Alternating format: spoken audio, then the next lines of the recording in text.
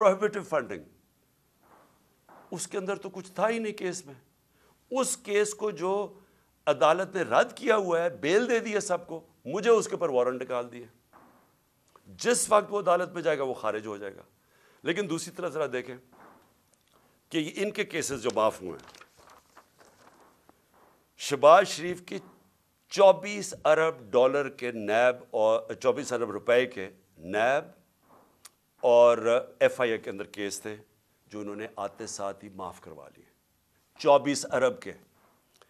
नवाज शरीफ के Avon fields के अंदर मरियम नवाज के एवन फील्ड रेफरेंस में जो ये मेफेयर के फ्लैट हैं, क्योंकि मैं याद करा दूं लोगों को, ये हमने नहीं उसके ऊपर केस किया था जो सारा वक्त मेरे ऊपर ये सब बोलते हैं। ये केस इनका इंकशाफ हुआ था पैनामा में। पैनामा के अंदर दुनिया में बड़े बड़े लोगों का, प्राइम मिनिस्टर्स का, वजीरों के इंकशाफ हो गए थे जिनकी प्रॉपर्टीज छुपाई हुई थी उनमें। उसमें मरियम नवाज पकड़ी गई।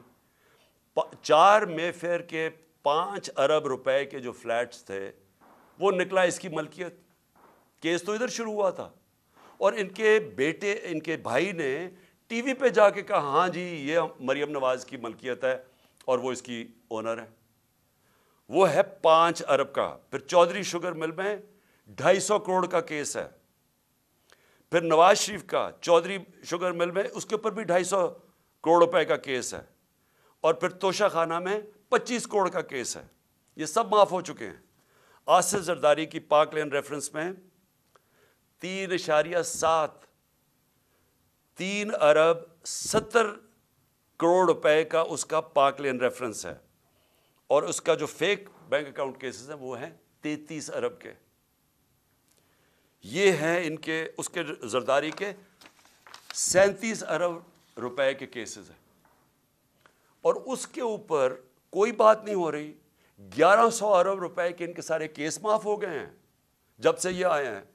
और ये कभी वो तोशाखाना पकड़ते हैं, कभी वो फॉरेन फंडिंग पकड़ते हैं। मैं ये भी आज कहता हूं कि जिस दिन हम सारी पार्टीज की इनके अकाउंट सामने आए, जी पूछे तो सही ये किधर से पैसे इकट्ठे करते हैं।